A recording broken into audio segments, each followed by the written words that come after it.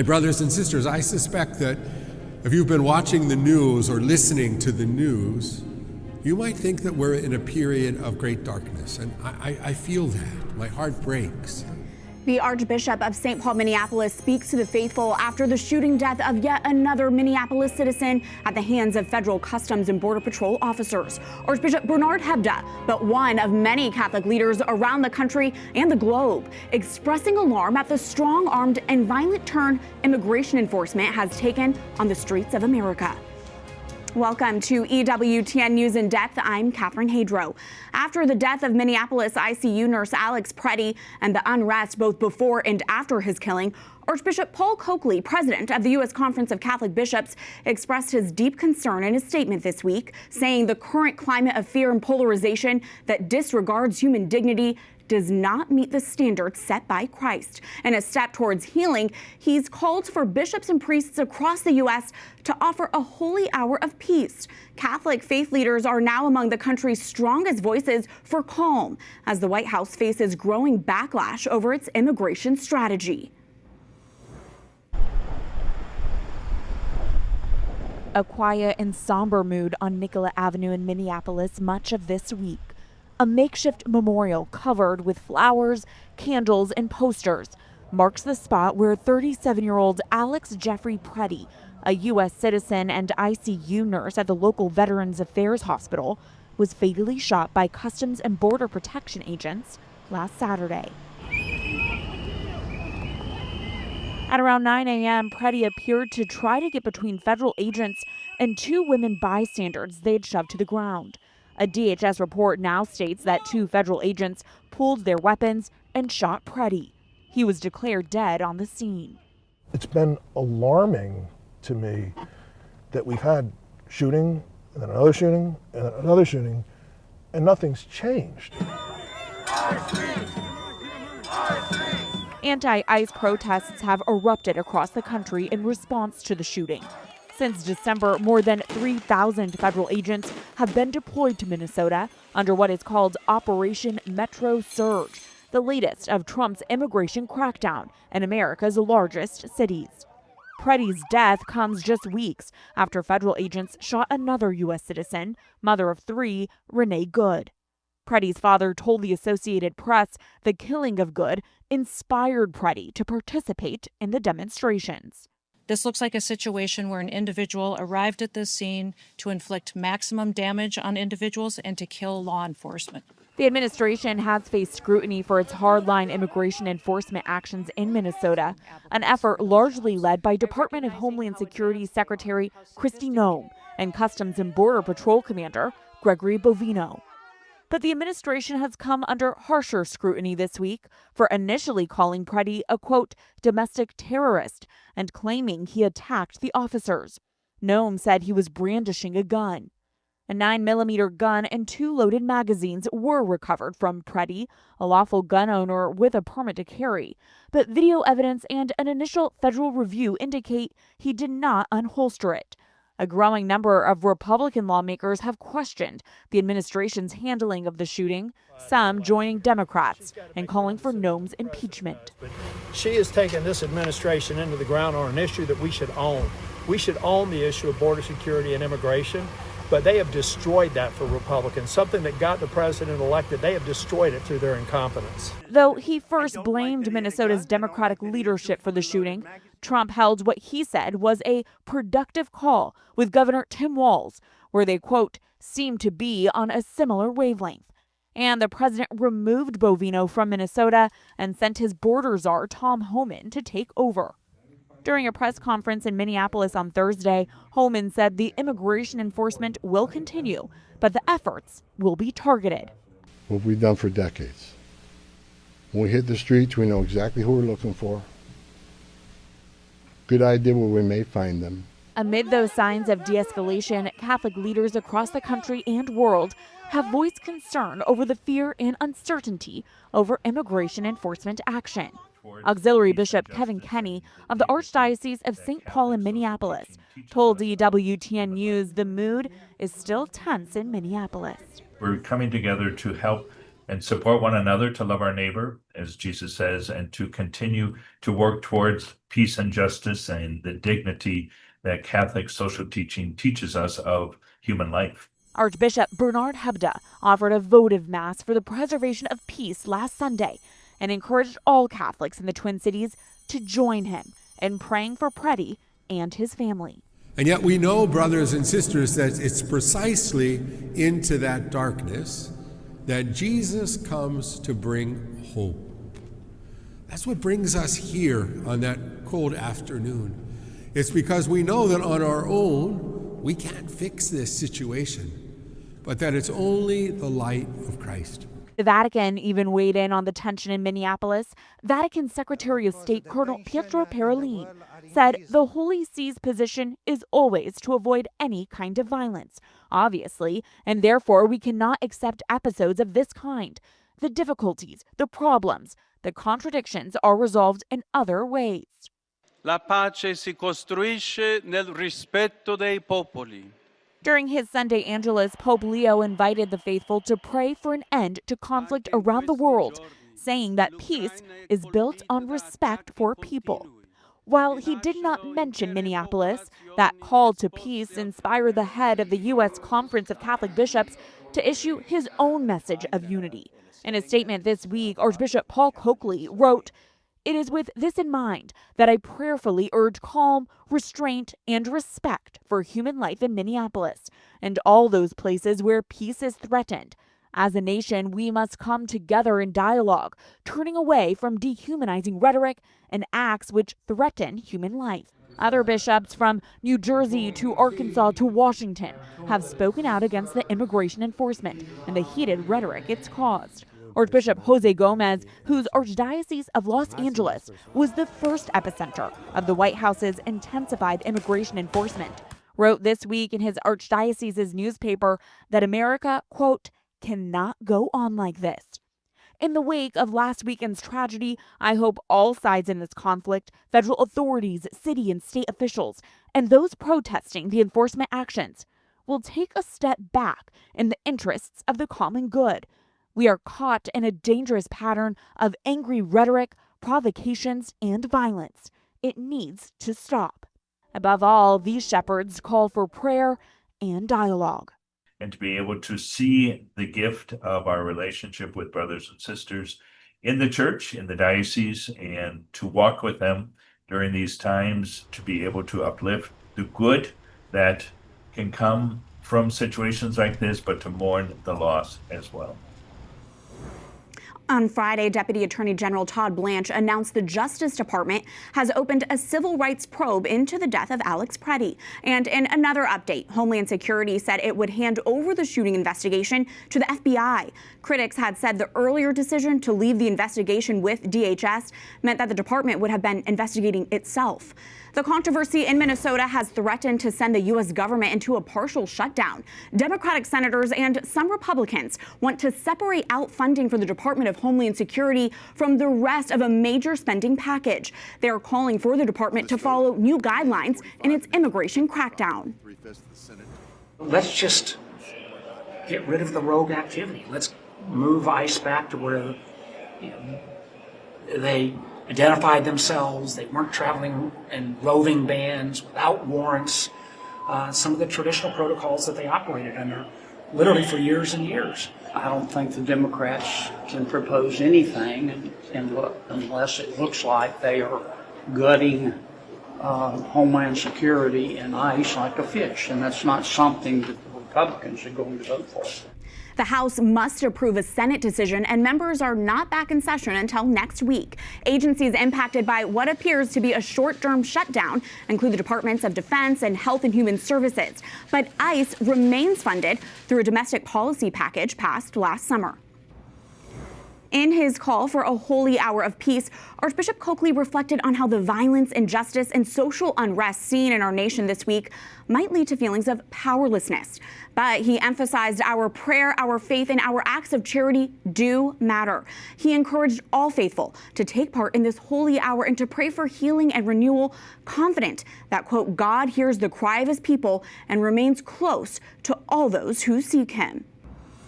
And joining us now is Archbishop Paul Coakley, the newly elected president of the U.S. Conference of Catholic Bishops.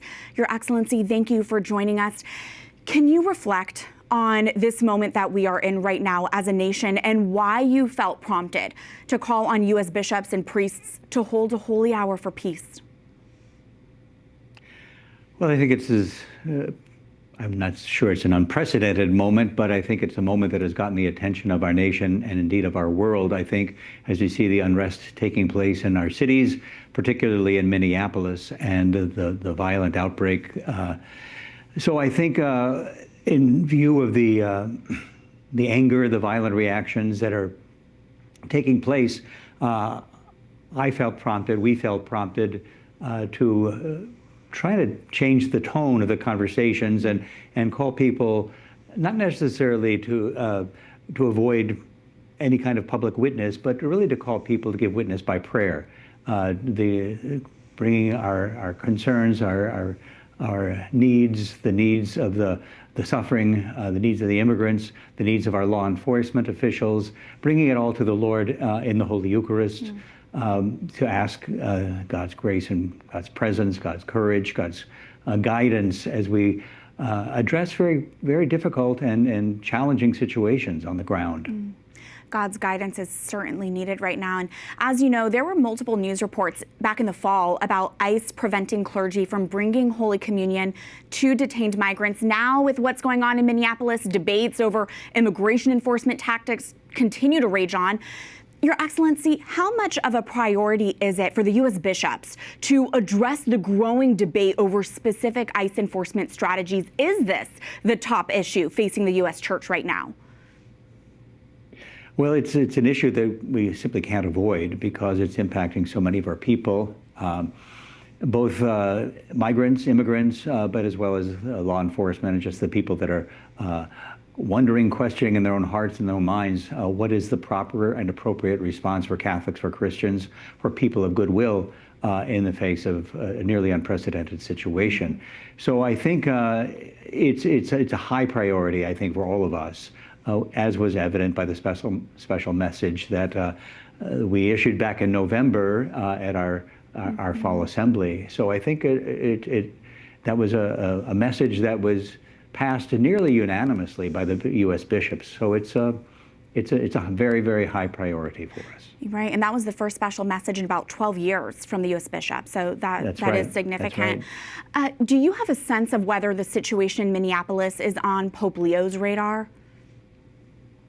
It has to be. I'd be very, very surprised if it was not. I think he stays pretty well informed as to what's happening here in the United States, being the land of his birth, of course. But it's garnered worldwide attention and global coverage. So it's got to be on Pope Leo's radar screen and a matter of concern for him as well. We understand you may not be able to address specifics here, though you are more than welcome to. But Your Excellency, can you share whether immigration and ICE enforcement actions were topics of conversation during your recent meeting with President Trump at the White House? And are you satisfied by how those conversations went? Well, I can say this, certainly, that the one takeaway that we realized almost immediately after that meeting was the relief that was granted for the R1 visa for the many religious workers working throughout our country who were facing real obstacles in renewing their visas and staffing our parishes as priests and religious sisters and religious workers everywhere. It's certainly been a factor in Oklahoma, where I am from, but it's been a factor all over our nation. I know as bishops were hearing that I was going to be meeting with the president, that was probably the one thing most consistently that I heard from them, to be sure to bring up that matter with the president, with the administration. And they listened and they heard, and I was satisfied, at least at this point, with the progress that we've made so far. We did discuss other matters, of course, as in the time that I had with him, including meaningful immigration reform. So yes, it was very much a part of the meeting and of our conversation. You've described this moment that we're in of national turmoil as a climate of fear and polarization, which thrives when human dignity is disregarded. Can you expand on that? And what do you think is underpinning this polarization? How did we get here? I don't think it's something that has happened overnight. I think we've been sliding in this direction for a number of years, of course. But I think we got here because of fear. I think fear is a tool of the enemy of our human nature, as St. Ignatius in Loyola would describe the evil one.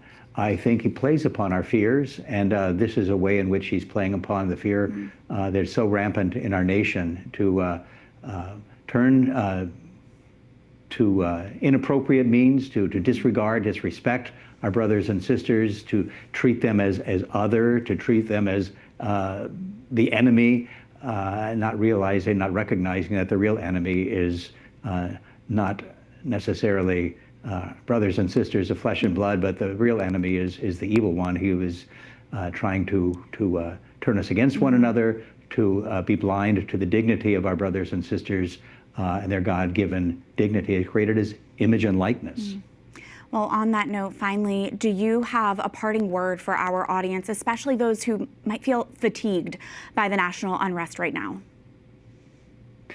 Well, as we've called for this holy hour, and I hope that will find a hearing in many parishes around our nation, I would simply renew the call to prayer. I think all of us need to turn to the Lord and seek His grace and to seek His guidance, but also just to inform ourselves and to be careful where we're getting our information. I mean, because there are some outlets, I suspect, that are playing upon these fears, and we need to avoid becoming pawns of that kind of spinning of information and facts, and to really begin with turning to the Lord in prayer and seeking His grace and His guidance.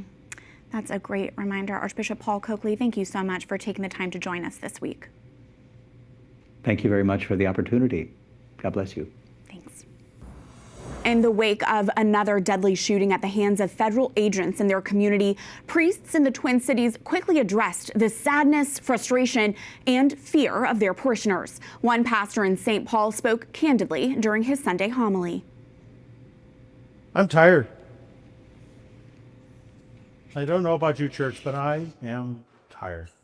Just when I think I have found the answer to this frustrating time that we seem to be living in, there's another hand that's dealt. Just when I think it's kind of hit a point where it can't get worse, I'm proven wrong. And that priest joins us now. Father R.J. Fichtinger is a Twin Cities native and pastor of St. Thomas More Catholic Community in St. Paul. He brings us a local perspective into how the faithful are dealing with the national spotlight and the ongoing turmoil. Father, thank you so much for joining us. As you just saw and heard, you began a homily expressing your exhaustion in the aftermath of the shooting of Alex Pretti. For those of us who are not in the Twin Cities, can you capture how the local faithful are feeling right now amid this unrest? Certainly, I'll try to do my best. I think the feeling immediately after being aware of the shooting on Saturday morning was a lot of fear. In 2020, after George Floyd was murdered, there was a lot of unrest, a lot of protesting, and a lot of things that really quite got dangerous and out of hand. And for us, I think the first thought was that might be what's happening again, right after two deaths so close together in Minnesota. I think a lot of people were afraid.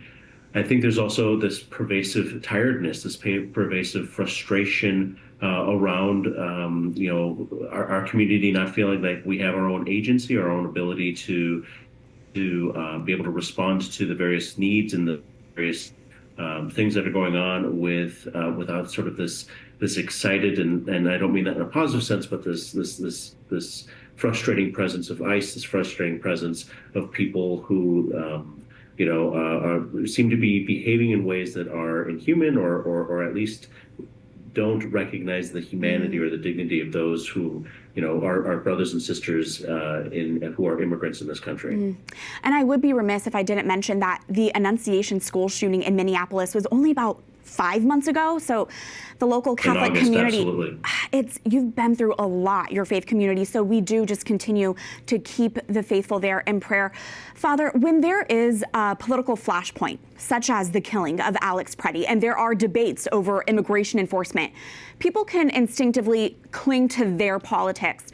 What advice do you have for how we can continue to love our neighbor even when, and especially when, we disagree with our neighbor? I think the first thing is to do what Jesus did, which was to go in prayer, right? It sounds, I think that I'm praying for you seems to have a double-edged sword connotation in this modern era. And unfortunately, I think but that's the first thing that Jesus does, right? He goes to the desert. He goes off alone. He is often going to prayer, especially after any kind of significant ministry, whether it's been healing or whether it's after the return of the 12 disciples from being sent out. There is this sense in which Jesus invites us to always reconnect with the Father. So I think the first step is, in fact, like intentional prayer.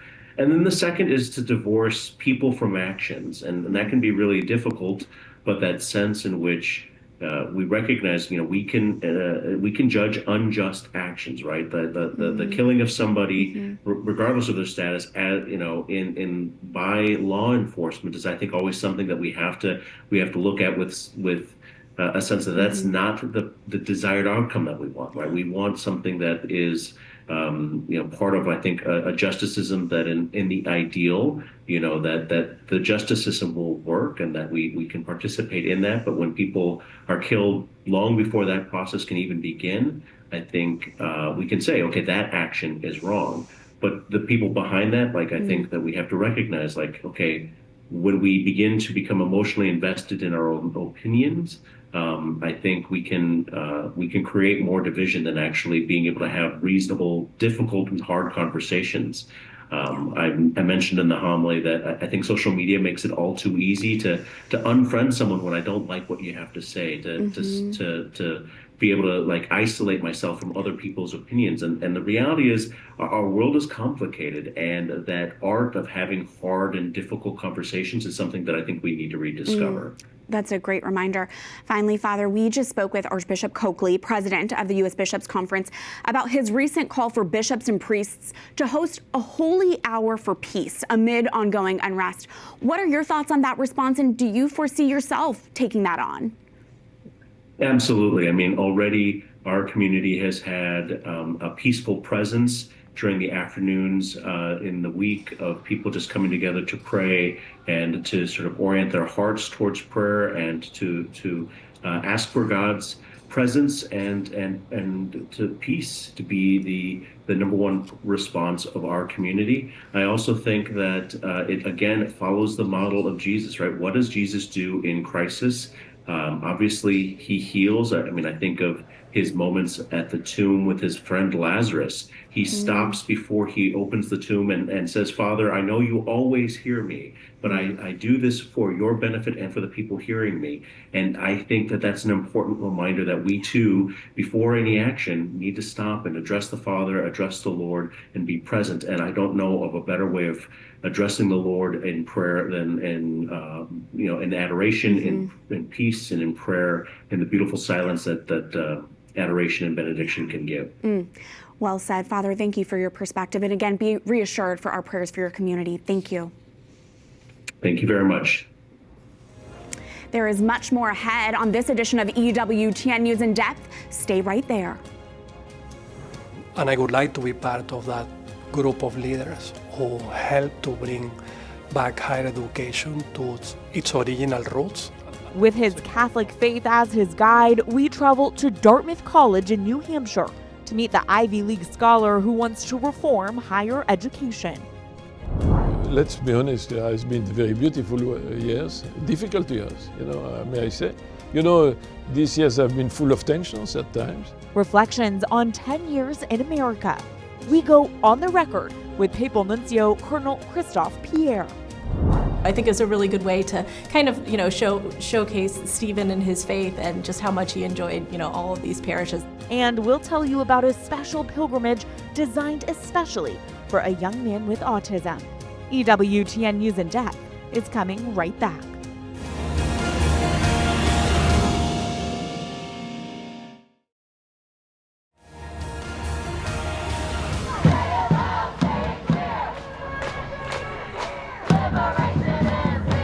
In the spring of 2024, campus protests erupted at more than 100 U.S. universities. The pro-Palestinian demonstrators demanded universities sever financial ties with Israel over widespread deaths in Gaza. Thousands of anti-war activists were arrested. While many protests were peaceful, others led to school closures, student expulsions, and cancellation of graduation ceremonies. The protests put an intense focus on dysfunction and perceived anti-Semitism on American campuses. The presidents of several prestigious universities were called to testify on Capitol Hill. Under pressure, many resigned or were forced out, and confidence in our higher education system plummeted. Poor opinions about higher education in America were evident in a recent Pew poll in which 7 in 10 Americans said higher education is going in the wrong direction. But signs of hope might be emerging in the Ivy League. In an op-ed in the Wall Street Journal this week, Dartmouth President Sion Bylock called for reform of higher education in America, posing the question, is a 4-year degree worth it? And suggesting that for the answer to be yes, colleges and universities need to make some changes on campus. On X, Bishop Robert Barron called the Wall Street Journal op-ed a great piece. He praised what he called Bylock's common sense solutions of making education more affordable, recentering education on learning rather than political posturing, and emphasizing equal opportunity, not equal outcomes, what he called music to my ears. A Catholic scholar at Dartmouth is playing a critical role in that reform effort. Santiago Schnell, a world-renowned biologist and former Notre Dame administrator, went to Dartmouth at the start of the academic year last summer to serve as provost. He believes the Catholic faith provides key insights for the reform of higher ed in America. Our colleague Jonathan Liedl, senior editor at the National Catholic Register, went to Hanover, New Hampshire to learn more. If times were different, Santiago Schnell might still be at Notre Dame. Not here at Dartmouth College as the new provost. I wanted to stay in a Catholic university.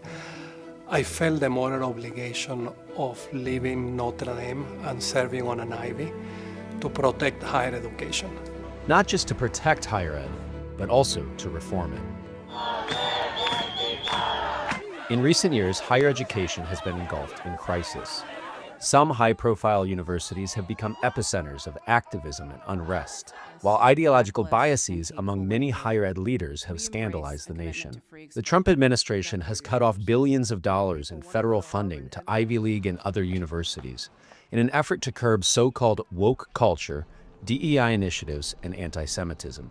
That amid a Pew Research study finding that 7 of 10 Americans think higher education is going in the wrong direction. Respondents cited ever-rising tuition costs, poor formation for critical thinking, and the lack of viewpoint diversity as reasons for concern. When you hear a statistic like that, how do you react? We have been failing in the United States higher education. That's why the general public and the government are responding negatively. And the Ivies, they have served as a role model in a very negative way on how higher education should be moving forward. And the time for reform has arrived. You talk about the need for reform. So in what ways do you feel that higher education, perhaps especially at the Ivies, has gone astray? We have gone astray in the sense that we don't have intellectual diversity as we used to have. We have become very narrowly focused. And we have a lot of what I would say unearned certainty. Schnell believes that this unearned certainty has led to a lack of imagination. As a result, faculty don't question their own beliefs or consider others, and universities have lost their originality. When you look at what all other academic institutions are doing around the United States, we have become a very good imitator of each other. So the strategic missions and the plans and even the academic subjects we're covering, or even the problems we're trying to solve, they're identical between academic institution to academic institution. And that wasn't happening until recently. It's a new phenomenon. And everyone notices it. It's so obvious. And I would like to be part of that group of leaders who help to bring back higher education to its original roots. And at Dartmouth, Schnell's found like-minded company. Under President Sian Beilock, the Ivy League school has emerged as a leading voice for reform. In her recent Wall Street Journal piece, Beilock called not only for making college more affordable, but also recentering it on learning rather than political posturing. Schnell is an important part of that effort. The Venezuelan-born, Oxford-trained biologist is a widely respected scholar. He even has a scientific formula named after him, the Schnell-Mendoza equation, which is used in biochemistry to determine how quickly an enzyme breaks down a substance during a reaction. And as the former dean of the College of Science at Notre Dame, he also has proven administrative experience. But Schnell also brings something else to the Ivy League, a vision of higher education firmly rooted in its Catholic origins. The foundations of the university are very much the foundations that the Catholic Church provided. So we did that precisely because the Catholic Church as a gift wanted to educate the society to be more fruitful, to allow the individuals to flourish through the liberal art. And even to this day, we still have the results of the Catholic and the Trinity all across the university mission. I always joke that, people don't realize this, but we have undergraduate degrees, master degrees, and PhDs. And my Father, the Son, and the Holy Spirit. And, I feel very proud that I continue to be part of that tradition as a Catholic. I feel that I'm part of the heritage that has been moving through the centuries that I would like to keep alive. We walked across campus to the provost's office, where we saw that the Catholic faith isn't just an abstract inspiration for Schnell, but is an active guide to his work. He begins every day with a prayer of St. Thomas Aquinas, asking God for wisdom. By his desk, he keeps a small cross, a replica of the Good Shepherd cross worn by Pope Francis. When you're an academic leader, so you serve like a shepherd, so you want to make sure that everyone flourishes. So it reminds me that I'm here actually serving the institution. For further inspiration, the scholar is reading letters that St. John Henry Newman wrote while he was founding a Catholic university in Dublin in the 1850s. So it's very inspiring for me as an administrator and as a Catholic administrator to see a person who tried to create a university from the ground up. What were the things that were working and that were not working? Schnell's vision for higher ed centers on 3 elements: truth, friendship, and beauty. We want to train every single student not only to be an effective user of the technical knowledge they acquire in the academic discipline if they're going to be an engineer, but we want to be an engineer who can read poetry. We want to have an engineer who understands politics. We want to have an engineer who understands literature. Why? Because we don't want them to be trapped on a Platonic cave where they're only observing the object from one direction. We want them to be able to walk through the cave and see the object reflect from different perspectives and realize that every time they stand in one place, they always have an imperfect representation of reality. The reality is much bigger of what they think originally, and in that way we create that certainty that it has to be earned. And he wants other Catholics to join him in living out the academic vocation. Imagine there's a young Catholic person out there, very intellectually gifted, also serious about their faith, and they're thinking about pursuing an academic career. We've talked a lot about the difficulties facing academia, but what would you say to someone like that? Do not be afraid. I think the fundamental point, there's this misconception that if you are Catholic or you are conservative, you don't hold the views that most of the people have in universities, you're not going to be welcome. It's complete false. So if you are really good at what you do, if you are excellent, everyone is going to respect you for what you contribute, even if it's different from what everyone else does. Remember that, as a Catholic, so you come because you have this vocation, that you're playing part of the creative mystery, and you're helping to reveal the mystery of creation through the academic enterprise. In my opinion, there isn't a better way to be closer to God than actually doing that. You're going to be playing an important role as well. You're going to have a position of influence. It's a unique and a special position to be in. So I want to encourage everyone who is a Catholic and is afraid, don't be afraid, do it. From Dartmouth College, I'm Jonathan Liedl, EWTN News in depth. To see Jonathan's full conversation with Santiago Schnell, including his views on AI in the classroom and challenges specific to Catholic higher education at universities like Notre Dame, visit EWTNnews.com/watch. News headlines are next in the Week in Review.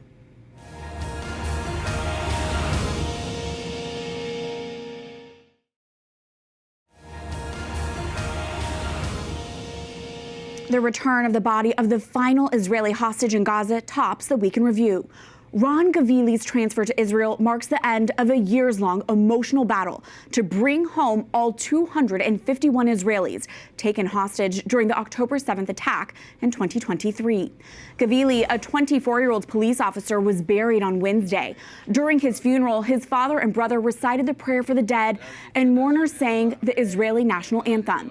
In Tel Aviv, a large clock tracking the duration of the hostages' captivity finally stopped after more than 843 days. With all hostages returned, Prime Minister Benjamin Netanyahu promised to reopen the Rafah crossing for the first time in 2 years on Sunday, allowing Palestinians to enter and leave the enclave. He says his priority is now to demilitarize Hamas. New details paint a grim picture of the brutal crackdown on unrest in Iran. Iranian officials say some 3,000 protesters have been killed since anti-government protests began 1 month ago. But activist groups claim that the death toll of demonstrators is much, much higher, with some now suggesting the count could be well over 10,000.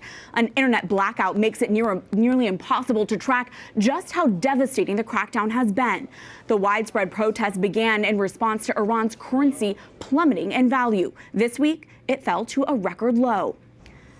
The Trump administration is facing its first legal challenge by families of men killed in small boats off the coast of Venezuela in what the Defense Department has called kinetic strikes against narco-terrorists. The families of 2 victims say their loved ones were fishermen, not drug runners. Their wrongful death lawsuit was filed this week, accusing the U.S. government of conducting extrajudicial killings and unjustifiable use of deadly military force. The U.S. has carried out 36 strikes on vessels at sea since September 2nd, killing at least 125 people, according to data released by the Pentagon. The Trump administration has defended the strikes as legal, but the lawsuit says the Defense Department has not released any evidence at all to support assertions the boats targeted and people killed were affiliated with any drug cartels. The boat strikes were part of a U.S. campaign against Venezuela, which the Trump administration accused of waging a narco war against the U.S. Then earlier this month, the U.S. military captured Venezuelan leader Nicolas Maduro in Caracas and replaced him with his vice president, Delcy Rodriguez. Under pressure from the U.S., a new development this week. On Thursday, Venezuela's National Assembly approved a sweeping overhaul governing its oil industry, allowing greater U.S. involvement. Also this week, for the first time since the Maduro capture, Congress got to ask tough questions of the administration when Secretary of State Marco Rubio appeared before the Senate Foreign Relations Committee. I'm not here to claim to you this is going to be easy or simple. I am saying that in 3.5, almost 4 weeks, we are much further along on this project than we thought we would be, given the complexities of it going into it. And I recognize that it won't be easy. I mean, look, at the end of the day, we are dealing with people over there that have spent most of their lives living in a gangster paradise. So it's not going to be like from one day to the next, we're going to have this thing turn around overnight. But I think we're making good and decent progress. Rubio was also questioned about areas of tension between the White House and longtime NATO allies, including the Trump administration's recent comments about taking over Greenland that have antagonized and threatened the alliance. Rubio downplayed concerns the president is undermining NATO, saying that European nations comprising the alliance need to strengthen themselves to become better partners, and that ultimately readjustments would work out. The National Transportation Safety Board has issued its safety report 1 year after the deadly mid-air collision between an American Airlines jet and Army Black Hawk helicopter near Reagan Airport in Washington.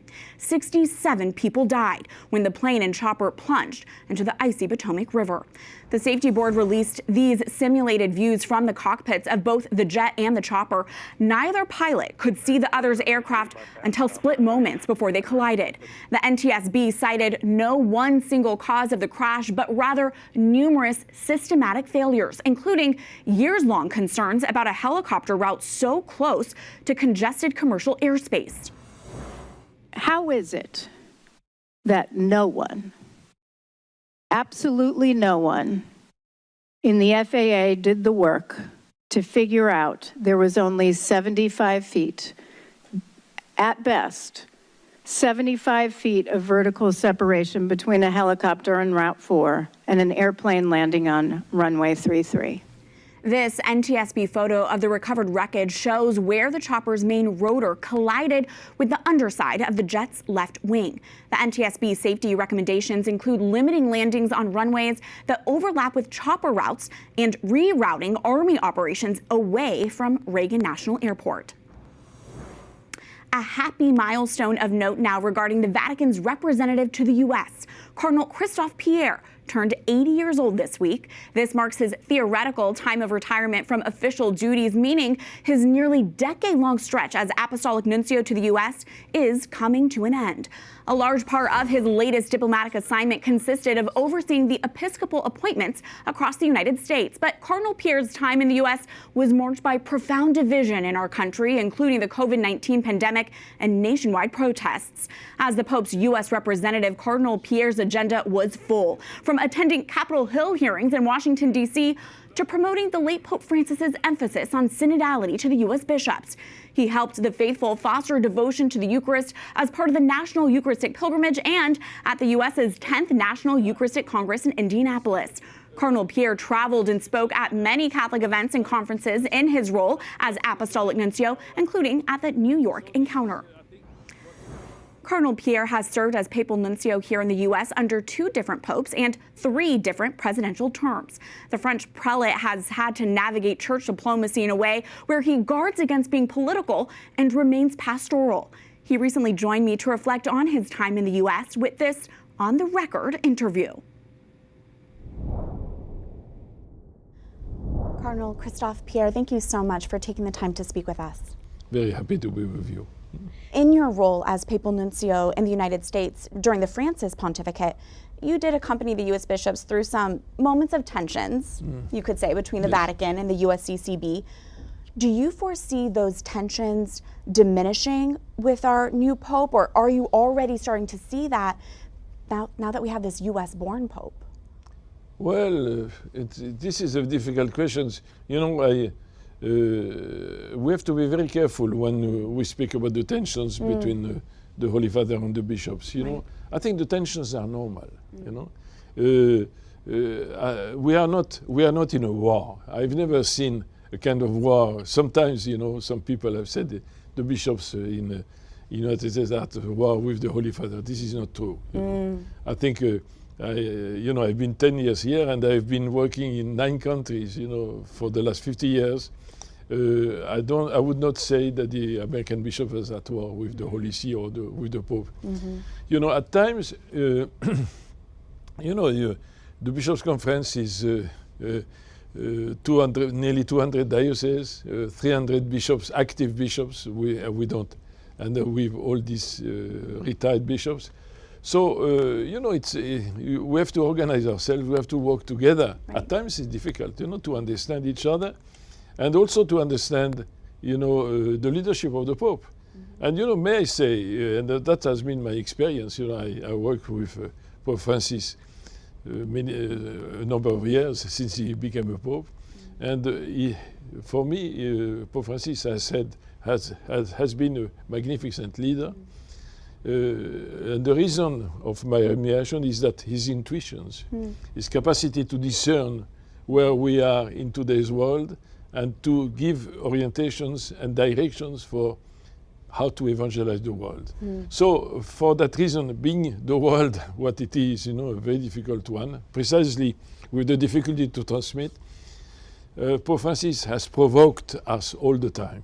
And at times we don't like to be provoked. Pope Francis used to a word, we have to go out of our zone of comfort. Right. Our tendency, all of us, even bishops, to remain in our zone of comfort, to think that we know it all. But, the role of the Pope precisely, and this is the reason why he has been sent by the Holy Spirit, is precisely to help us to go out of our zone of comfort, to take risk, and to discern where we have to go in order to respond to the challenges of the time. And I think the difficulty for many of us bishops, in relation with the Pope, is to understand. At times, people said, for example, the synodal process. What is the synodal process? And many people said, well, we don't know where to go. We don't know how to work together. The Pope said, continue to work together. Continue to discern. Continue to listen to one another, to listen to the world. This is precisely what Pope Leo will do. He wants to meet the young people, to listen to but also he wants them to listen to him, because he's the leader. So I think the challenges have been at that level. You have served as Apostolic Nuncio here in the U.S. since 2016, nearly a decade. How would you even begin to characterize these years here in the U.S.? What have you taken away from the church here in the U.S. this past decade, a decade of serving the church that's been marked by pandemic, nationwide unrest, assassination attempts on political candidates and activists, and then there was also, the Eucharistic revival. How do you begin to reflect back on what these years were marked by? Well, this, let's be honest, has been very beautiful years, difficult years, may I say. These years have been full of tensions at times. The tensions come from ourselves at times, the challenge to work together. To live in a very polarized, as we say, it's a kind of, everybody says that, but it is true, a polarized society.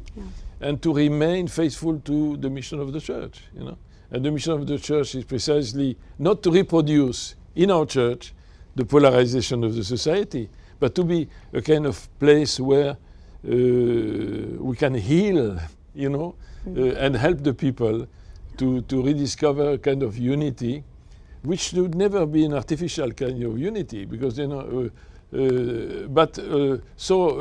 may I say, the process, the church should enter into a more serene process of education. I think the Eucharistic renewal, revival, as we said, has been a kind of helping people to rediscover what is the center of the church, and the center of our missions is the presence of Christ. And the presence of Christ in our lives, and Christ who gives himself in the Eucharist so that we may be fed and transformed by his presence. At times we forget about that, and we remain, we became, as we said, cultural warriors. So that means instead of contemplating Christ in my life, in your life, and trying to get together, we remain at the level of ideas. So if you don't agree with me, you become my enemy, or I become your enemy. And that, I think, is very dangerous, because even with beautiful ideas, the ideas, Pope Francis always said, and that's one of the 4 principles he gave in the Evangelii Gaudium, the first document. The reality is more important than the idea. And sometimes we give more importance to the idea, and from idea you have ideology. Right. So we become defensors of ideologies, and we put in the ideology what we like. But we, in the church, we don't fabric ourselves the church. We receive it from God. And we receive the gospel as a gift. But in the ideology, we fabric it. So at times there is this idea which interests me, I put it in my ideology. This one idea, I don't like it, I put it outside. And at times, we become more politicians than the church people. You've served as nuncio in Mexico and, again, here in the U.S. You've seen the migration story from both sides of the border. Yeah. Can you share your insights on that? And what is your message to the church in the U.S. when it comes to the topic of immigration? You know, since I've been here, I've been always full of admiration for the role of the church in the field of migrations.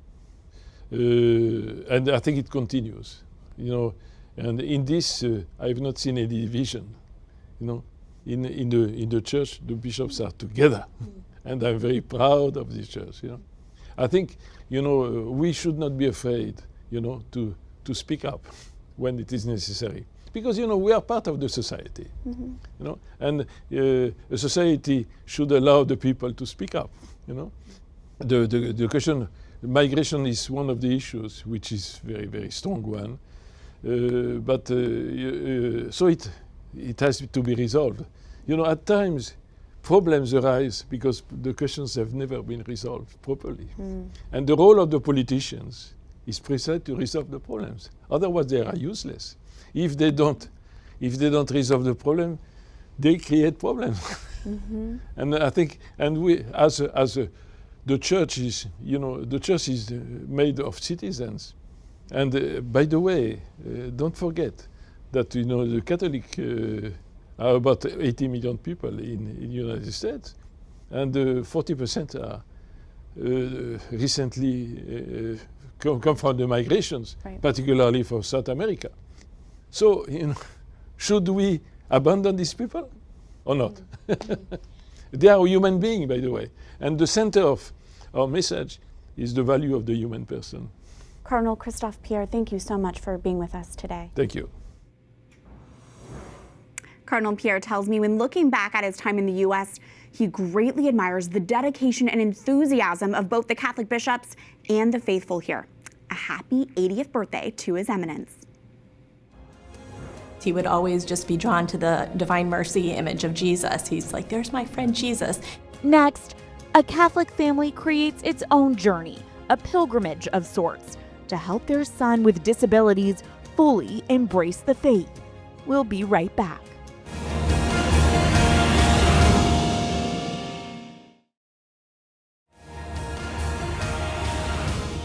The Jubilee Year of Hope may be over now, but its impact continues. When he launched the Jubilee, Pope Francis urged the faithful to become pilgrims of hope. And as a response to the call, each diocese in the U.S. designated pilgrimage sites for people to visit. One family decided to go above and beyond, visiting all parishes and mission churches in their diocese. The impact on their son with autism was profound. Reporter Roselle Reyes has their faith journey in depth. What did you like most about visiting the churches? Visiting Jesus. He loved visiting Jesus and seeing all the different places. Stephen Buchanan has always been in love with the faith since he was just a young boy. According to his mother Lisa, at 2 years old, Stephen was diagnosed with autism. But despite communication challenges, Stephen is able to express his love for Jesus. Stephen has always just loved church. Whatever it is, it's always a place of calm and serenity for him, I think. He goes in and he just kind of relaxes, and he just loves praying. Over the summer last year, the Buchanan family visited a new church, and Stephen was thrilled. We thought, okay, so we went to one, and I thought, oh, this would be really fun. We should try to see how many churches in the diocese we could, go to. This sparked a new idea for the family. Inspired by the Jubilee Year of Hope, in which Pope Francis urged the faithful to go on a pilgrimage to designated Jubilee sites, the Buchanan family decided to go on a mission to visit all the churches in the Diocese of Arlington, Virginia. More than 80 diocesan parishes and mission churches in 21 counties, spanning roughly 6,500 square miles. 85 churches, lots of different designs, all centered on Christ. It was really cool to see how different parts of the diocese and different parts of really our state, because the diocese is huge. His parents decided to document their journey on Facebook so people can follow along and join in prayer virtually. What we would do is I'd post on my Facebook page with pictures, talking about, the history of the church, that specific church a little bit, just pictures. We would pray for people. If people asked for intentions, we would, make sure to pray for them. Fueled with excitement, a love for Jesus, and a lot of gluten-free pizza, the Buchanan family completed their mission in 15 weeks. At each church, Stephen enjoyed looking at different art pieces and would pray the Hail Mary before leaving. Hail Mary, full of grace, the Lord is with thee. In a lot of the churches, he would always just be drawn to the Divine Mercy image of Jesus. He's like, there's my friend Jesus. He would always just want to go and get a picture with Jesus or get a picture with Mary. Family members and loved ones were able to join them on parts of their trip. Stephen's twin sister Cecilia said her brother has a special relationship with Jesus. It's obviously different, but it's such a blessing. He sees faith, he sees Catholicism differently from most people, which is really beautiful. Just seeing his perspective on Jesus, the saints, it's really cool. One of Stephen's favorite places was the newly renovated Cathedral of St. Thomas More in Arlington, Virginia. Anywhere he goes, all the priests are so friendly yes. and so wonderful to him. They see him as a gift from God, and I'm really glad for that. Hi, Bishop Michael. How are you? Stephen's parents are grateful that the faith community is very open and accepting of people with special needs. Jesus would always say, welcome to me, little children, welcome, little children. And I think for disability, they're the most pure form. Stephen, even though he's 19 years old, has the faith of a child. I would also argue that he is a great example of how we need to welcome everyone to the church, no matter who they are. As a gift for completing the pilgrimage, Bishop Michael Burbidge of the Diocese of Arlington presented a special gift to Stephen, a rose window. The Buchanan family hopes that their unique spiritual journey will inspire others. Roselle Reyes, EWTN News in Depth. Amazing. And that's a wrap on this edition of EWTN News in Depth. I'm Catherine Hadro. Thank you for joining us. We hope to see you again same time next week for more news and reports important to your Catholic life. Until then, God bless.